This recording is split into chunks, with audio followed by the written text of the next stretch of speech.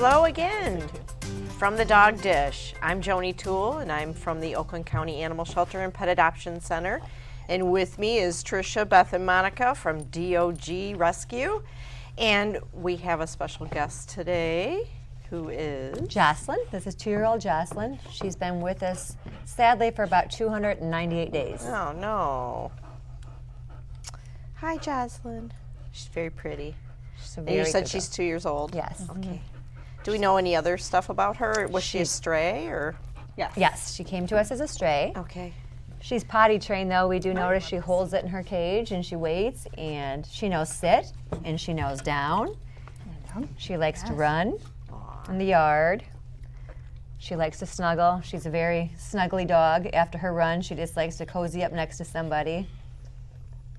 She's a cutie. It's a shame she's been at the shelter for so long. Which, you know, a lot of dogs we have at the shelter for quite many days. Most of them are of the bully breed nature.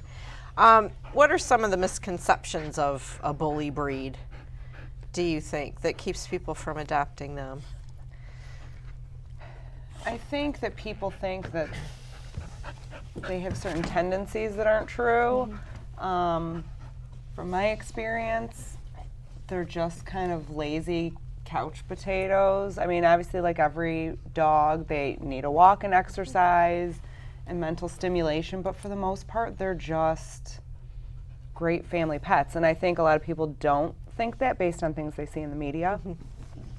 I also think most of our dogs that come to us, they are just mutts, the typical old school mutts. They have a lot of different characteristics from different things, but people shy away because they're considered a pit bull at our shelter, and we like to base the dogs on individuality and their traits that we learn, and we learn about them instead of just lumping them together with the specific classification of a certain breed.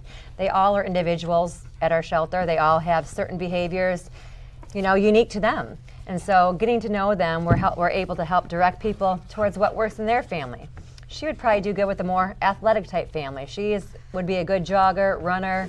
She would probably be a good swimmer. She's just a dog that likes to be busy, but like I said, after that, she's good to crash out on the couch and hang out and just cuddle up.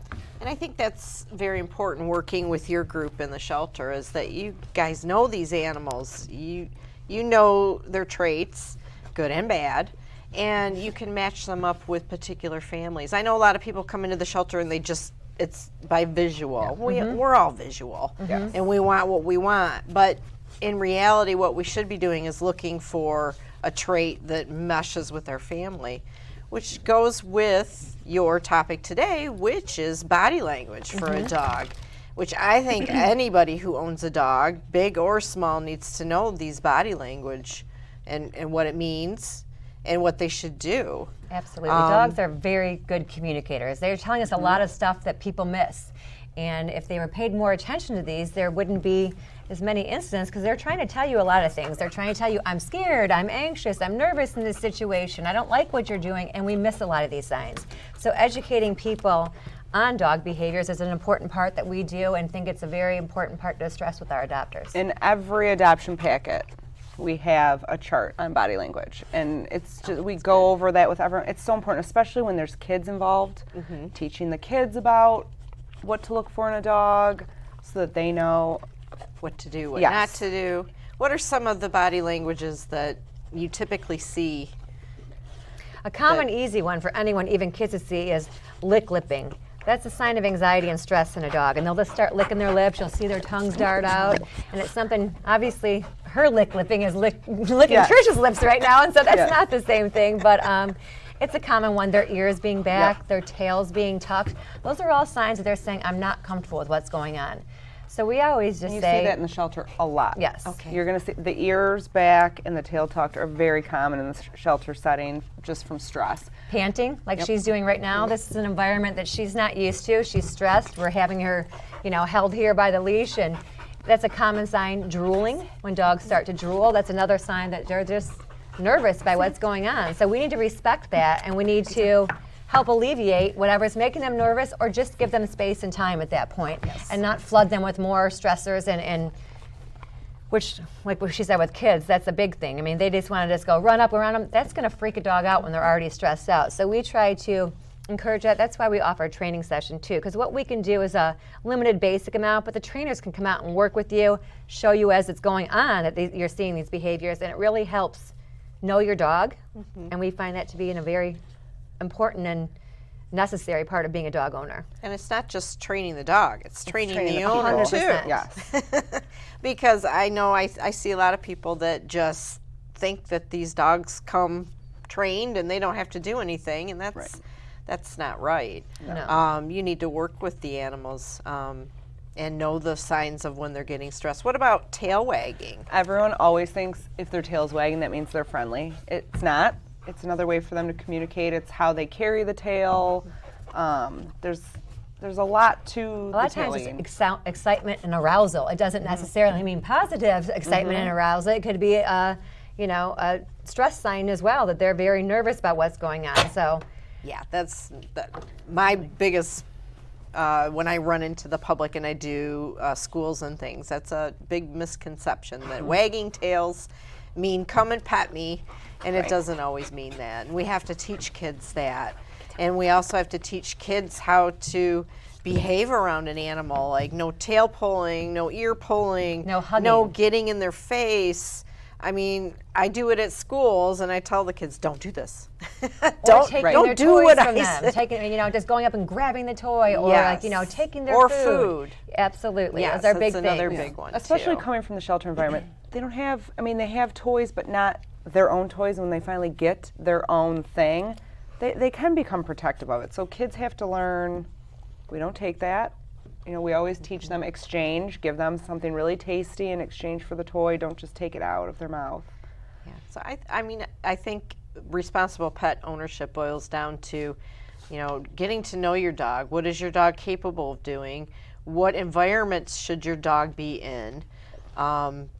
Can they handle that? Like, people just go to the dog park and let them go, and they're not used to that. I know, it's just a We kind recipe for disaster. We oftentimes discourage the dog park only because you don't know. You don't Not only know, your it's not dog, your you don't dog, know yeah. how other people are with their dogs in the Exactly. control. And understanding that this is like a trusting relationship that has to be built with the dog. It doesn't come automatic. Yeah, she's loving and friendly, but she might not trust us at this point. Us, she does. We've been around her enough at this point. But I'm used to other you. people, she's going to be friendly. She's a friendly dog, but it's still a thing that she needs to build that trust. It's not an Yes. instantaneous thing. It takes time. And them coming out of a shelter, they're dealing with a whole other aspect of the stressful change in situations, what they're used to, and learning new routines. And with learning new routines and consistency, that helps them build the trust that is needed. And knowing your dog, not all dogs show the same signs and behaviors, and you have to be able to recognize your individual dog's body language. Yes, that's very important. What do you think, Jocelyn?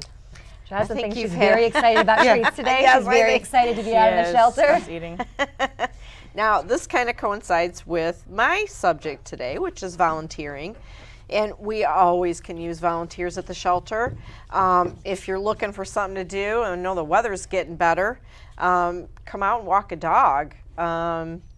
We have all kinds of dogs there that will match your capabilities. And that's another thing when you're volunteering.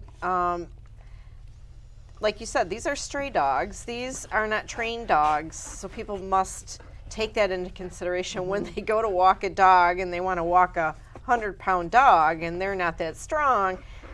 They're going to go flying across the parking lot, which is And these not a dogs good are thing. highly stressed at this point in time. So the Yes. fact that they get out of their cage is just like so exciting for them. They have a lot of energy pent up, and knowing that, we like to have them start with easier dogs, build your way up, and get to know the dogs on a short-term basis just to see if that personality can match them.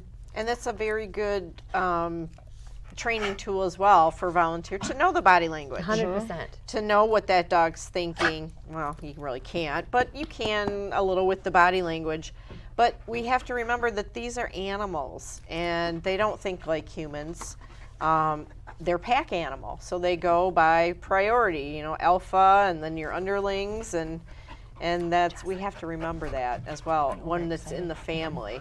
And I think training does a lot Absolutely. to establish that. Absolutely. It does. Yeah. So if you're not interested in dogs, we also have cats. Yep. We have lots of cats. We have a beautiful cat adoption room that you can come and pet the cats. You can spend time with the cats. We have a big room that has probably 6, 7 to 8 cats roaming free. You can just sit down, they'll come to you. We encourage you to bring the kids and read to the animals. That's a very important program that we run there at the shelter, that the kids can come and read to the animals. I think it really helps them a lot, helps the animals too. They love it. If you're just looking for something to do on a Saturday afternoon, you're bored and you just want to come and visit, you don't have to volunteer. You can just come and visit and walk around and check out all the animals there at the shelter. And it's a beautiful facility in Pontiac there. And you'll see these guys there with their dogs. And I was saying Tuesdays we have enrichment day. So if you aren't comfortable handling an animal, you can come and put together enrichment for the animals that we use all throughout the week. That's true. And just in case people don't know, enrichment is just something we do to give them a little, something to be excited about during the day. They're stuck in their cages, so you'll see when we come through, we try to do it at the same time every day.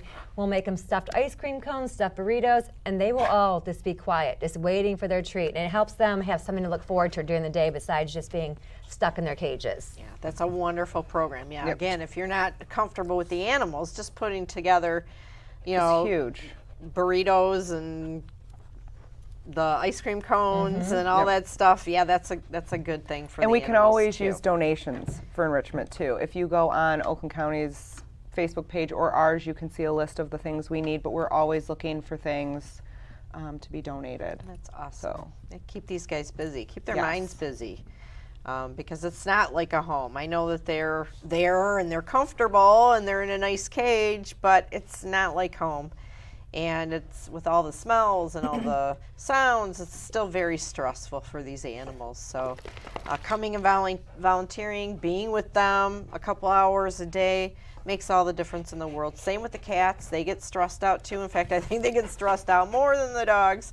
But there's still stressors all around, and we want to prevent that. We want to curb that. So volunteering is a wonderful way to do that and to give back to your community. And it teaches your kids, too, how to be around animals, how to recognize the body language of an animal, that type of thing. So it's a wonderful Even opportunity. recognizing, we can see that Jocelyn's getting pretty excited right here. Yes. So at this point, we would probably, just start ignoring this behavior, trying to have her work on calm instead of oh, let's play with the toy. She needs to learn just, okay, relax, you're okay, we're okay here, let's just be calm for a minute.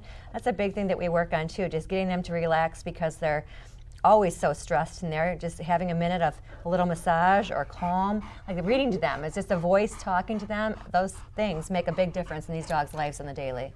We've even had some local bands come from the schools and play music for the animals, which is wonderful. I think it's an awesome thing. So if you're practicing, come on down. The animals would love to hear it, and it is calming to them, and it gives them that sense that you're there with them, and it's just a nice feeling to be able to give back to these animals. So if you are interested in volunteering at the Oakland County Animal Shelter, you can go to our website at oakgov.com/petadoption. Has Jocelyn chimed in there? And our volunteer application is on that website. You can fill that out, send that in, and get started. And even if you don't want to volunteer, if you just want to come on down and visit with us, we're at 1200 North Telegraph. You'll see me there, you'll see these guys there, and the animals there. So come on down, check us out, and we'd love to have you for till next time on the Dog Dish.